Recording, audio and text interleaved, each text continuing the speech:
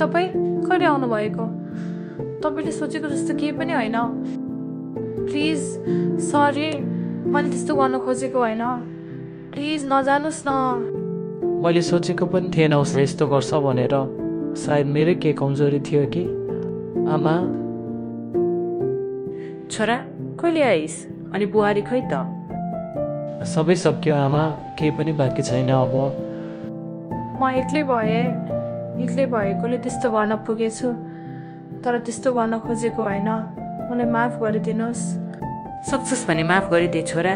सबै कुरा बिर्सेर दुईजना मिलेर बस। मेरो भन्नु त के छ र? होइन आमा, मैले जे देखेँ अब त्यो म बिर्सिन सक्दिनँ कहिले पनि। मलाई त लाग्थ्यो तिमी उसलाई बिर्सेर मसँग हिँडेको होला, तर तिमी त उसको पछि पछि गयो। अब म पनि तिमीसँग बस्न सक्दिनँ।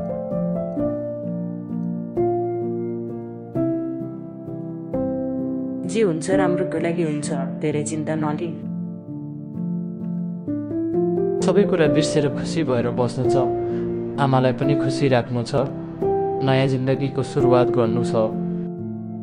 बच्चाहरू, म तिमीहरूको म्याथ टिचर हो है।